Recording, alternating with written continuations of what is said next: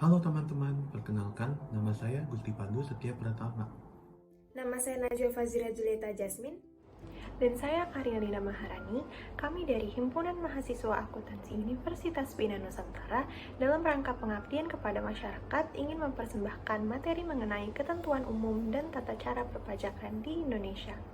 Di sini kami akan memberikan penjelasan mengenai ketentuan-ketentuan dan tata cara penetapan perpajakan. Yuk kita simak videonya untuk memahami penjelasan lebih dalam. Definisi pajak. Pertama-tama, apa itu perpajakan? Ada beberapa definisi perpajakan.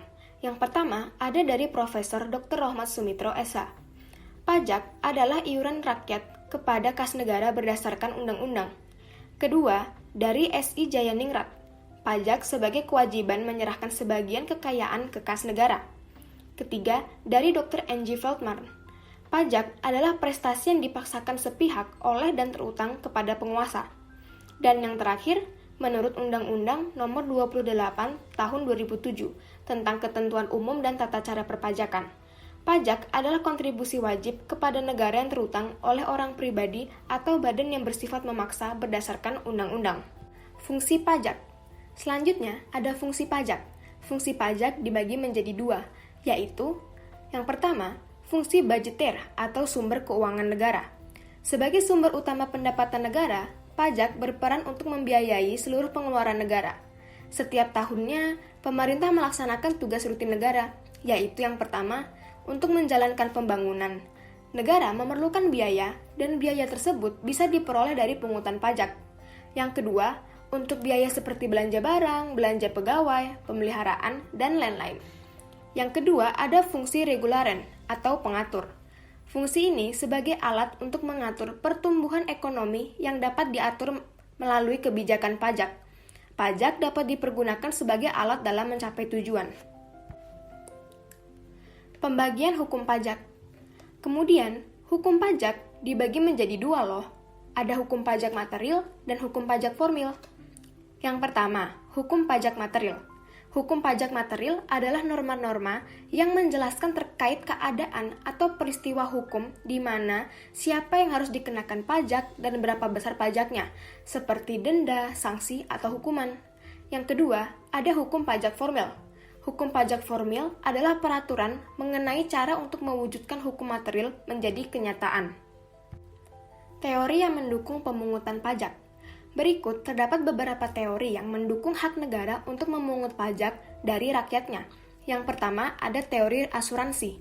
Teori ini menjelaskan bahwa negara melindungi orang, meliputi keselamatan, keamanan jiwa, dan harta bendanya. Kedua, teori kepentingan. Teori ini menjelaskan bahwa beban pajak diberikan kepada seluruh penduduk Indonesia, didasarkan atas kepentingan masing-masing individu dalam tugas-tugas pemerintah. Yang ketiga, teori gaya pikul. Teori ini menjelaskan bahwa pajak setiap orang harus sama beratnya, sesuai gaya pikul seseorang. Gaya pikul seseorang dapat diukur melalui beberapa besar penghasilannya dengan memperhitungkan besarnya pengeluaran seseorang. Yang keempat, teori bakti. Teori ini menjelaskan bahwa pemungutan pajak merupakan suatu kewajiban mutlak untuk warga negara Indonesia untuk membuktikan tanda baktinya kepada negara Indonesia. Yang kelima, atau yang terakhir, adalah teori asas gaya beli. Teori ini menjelaskan bahwa peran perpajakan adalah mengambil daya beli masyarakat ke dalam rumah tangga nasional, dan kemudian menyalurkannya kembali ke masyarakat untuk mempertahankan kehidupan masyarakat. Jenis pajak. Jenis pajak dikelompokkan menjadi tiga, yaitu menurut golongan, sifat, dan lembaga pemungutannya. Yang pertama, dari menurut golongan. Menurut golongan dikelompokkan lagi menjadi dua, yaitu pajak langsung. Pajak langsung adalah pajak yang harus ditanggung sendiri oleh wajib pajak dan tidak dapat dibebankan kepada orang lain. Contohnya, pajak penghasilan atau PPh. Yang kedua, pajak tidak langsung. Pajak tidak langsung adalah pajak yang pada akhirnya dibebankan kepada orang lain atau pihak ketiga. Contohnya, pajak pertambahan nilai atau PPN. Yang kedua, menurut sifat. Menurut sifat dibagi menjadi dua, terdiri dari yang pertama, pajak subjektif. Pajak subjektif adalah pajak yang pengenaannya memperhatikan keadaan pribadi wajib pajak, contohnya PPh. Yang kedua, pajak objektif. Pajak objektif adalah pajak yang lebih memperhatikan objeknya dibandingkan subjeknya. Contohnya, pajak pertambahan nilai atau PPN, pajak penjualan atas barang mewah (PPNBM), dan pajak bumi dan bangunan atau PBB. Ketiga, menurut lembaga pemungutan. Dan terakhir, menurut lembaga pemungutan dibagi menjadi dua, yaitu yang pertama, pajak negara atau pajak pusat. Pajak yang dipungut oleh pemerintah pusat dan digunakan untuk membiayai rumah tangga negara, contohnya PPH, PPN, dan PPNBM. Yang kedua, pajak daerah. Pajak yang dipungut oleh pemerintah daerah, baik daerah tingkat 1 maupun daerah tingkat 2. Contohnya, pajak kendaraan bermotor, pajak bahan bakar kendaraan, pajak rokok, pajak hotel, dan sebagainya. Tata cara pemungutan pajak. Dalam pemungutan pajak juga ada tata caranya loh. Dan tata cara pemungutan pajak itu sendiri ada 3, terdiri dari stelsel pajak, asas pemungutan pajak, dan sistem pemungutan pajak. Yang pertama, stelsel pajak. Stelsel pajak dibagi menjadi 3, yaitu A. Stelsel nyata atau real. Stelsel ini menyatakan bahwa pengenaan pajak didasarkan pada objek yang sesungguhnya terjadi. Seperti untuk PPH, objeknya adalah penghasilan. B. Stelsel anggapan atau fiktif. Stelsel ini menyatakan bahwa pengenaan pajak didasarkan pada suatu anggapan yang diatur oleh undang-undang. C. Stelsel anggapan. Stelsel ini menyatakan bahwa pengenaan pajak didasarkan pada kombinasi antara stelsel nyata dan stelsel anggapan. Yang kedua, asas pemungutan pajak. Asas pemungutan pajak dibagi menjadi 3, yaitu A. Asas domisili atau asas tempat tinggal. Asas ini menyatakan bahwa negara berhak mengenakan pajak atas seluruh penghasilan wajib pajak yang bertempat tinggal di wilayahnya, baik penghasilan yang berasal dari dalam maupun luar negeri. B. Asas sumber. Asas ini menyatakan bahwa negara berhak mengenakan pajak atas penghasilan yang bersumber di wilayahnya tanpa memperhatikan tempat tinggal wajib pajak. C. Asas kebangsaan. Asas ini menyatakan bahwa pengenaan pajak dihubungkan dengan kebangsaan suatu negara. Yang ketiga, sistem pemungutan pajak. Sistem pemungutan pajak dibagi menjadi 3, yaitu A. Official Assessment System. Sistem pemungutan pajak yang memberi kewenangan aparatur perpajakan untuk menentukan sendiri jumlah pajak yang terutang setiap tahunnya, sesuai dengan peraturan perundang-undangan perpajakan yang berlaku. B. Self-Assessment System. Sistem pemungutan pajak yang memberi wewenang wajib pajak dalam menentukan sendiri jumlah pajak yang terutang setiap tahunnya sesuai dengan peraturan perundang-undangan perpajakan yang berlaku. C. Withholding System. Sistem pemungutan pajak yang memberi wewenang kepada pihak ketiga yang ditunjuk untuk menentukan besarnya pajak yang terutang oleh wajib pajak sesuai dengan peraturan perundang-undangan perpajakan yang berlaku. Dan materi yang terakhir ini menjelaskan beberapa tarif pajak. Yuk kita simak. Yang pertama ada tarif tetap. Tarif tetap adalah tarif berupa jumlah atau angka yang tetap berapapun besar dasar pengenaan pajaknya. Selanjutnya ada tarif proporsional atau sebanding. Tarif proporsional adalah tarif berupa persentase tertentu yang sifatnya tetap terhadap berapapun dasar pengenaan pajaknya. Selanjutnya ada tarif progresif proporsional. Tarif progresif proporsional adalah tarif berupa persentase yang makin meningkat dengan meningkatnya dasar pengenaan pajak dan kenaikan persentasenya adalah tetap. Selanjutnya ada tarif progresif-progresif. Tarif progresif-progresif adalah tarif berupa persentase yang makin meningkat dengan meningkatnya dasar pengenaan pajak dan kenaikan persentasenya juga semakin meningkat. Selanjutnya ada tarif progresif-degresif. Tarif progresif-degresif adalah tarif berupa persentase yang makin meningkat dengan meningkatnya dasar pengenaan pajak dan kenaikan persentasenya juga semakin menurun. Selanjutnya ada tarif degresif atau tarif menurun. Tarif degresif adalah tarif berupa persentase yang semakin menurun dengan makin meningkatnya dasar pengenaan pajak.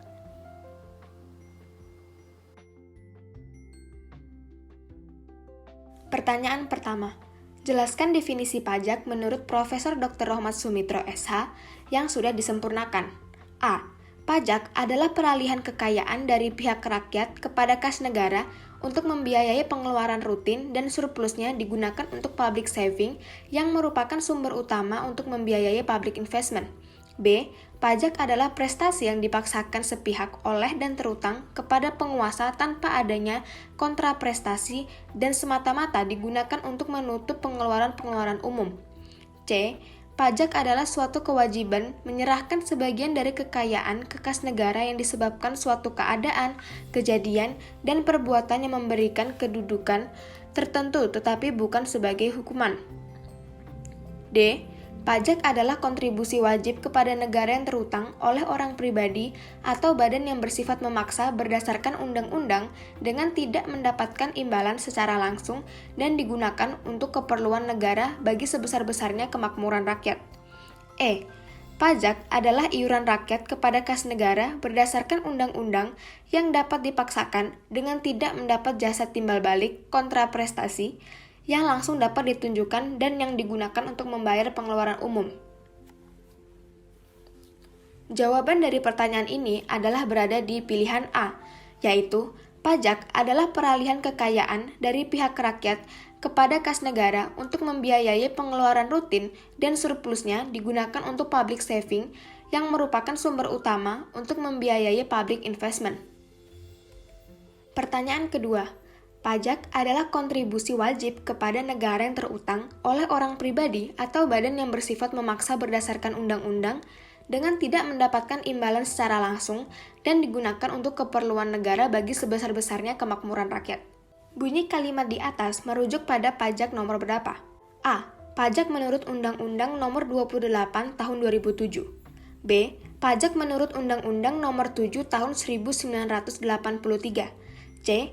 Pajak menurut Undang-Undang Nomor 42 Tahun 2009. D. Pajak menurut Undang-Undang Nomor 36 Tahun 2008. E. Pajak menurut Undang-Undang Nomor 28 Tahun 2010. Jawaban yang benar dari pertanyaan tersebut adalah A. Pajak menurut Undang-Undang Nomor 28 Tahun 2007. Contoh soal yang ketiga. Ada dua ajaran mengenai tentang timbulnya utang pajak, yaitu ajaran material dan ajaran formil. Ajaran material menyatakan bahwa utang pajak timbul karena diberlakukannya undang-undang perpajakan.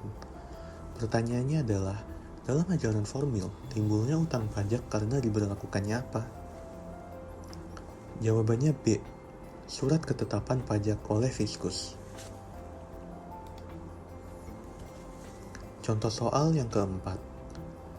Dalam berakhirnya utang pajak, ada salah satu faktor yaitu adanya kadaluarsa. Kadaluarsa sendiri memiliki arti telah lewat batas waktu. Jelaskan penyebab dari kadaluarsa pajak. Jawabannya A. Utang pajak telah melewati waktu 10 tahun dan tidak ditagih lagi oleh pemungutnya. Soal selanjutnya adalah tarif berupa persentase tertentu yang semakin meningkat dengan semakin meningkatnya dasar pengenaan pajak. Tarif apa yang sesuai dengan definisi tersebut? A. Tarif proporsional, B. Tarif tetap, C. Tarif progresif, dan D. Tarif degresif. Jawaban yang tepat untuk pertanyaan di atas adalah C. Tarif progresif. Sekian materi dari dasar-dasar perpajakan. Semoga video ini dapat membantu kalian untuk lebih memahami mengenai dasar-dasar perpajakan. Akhir kata, kami dari Himpunan Mahasiswa Akuntansi Universitas Bina Nusantara ingin mengucapkan terima kasih sudah menyaksikan video pembahasan mengenai dasar-dasar perpajakan. Sampai jumpa di video pembahasan materi selanjutnya.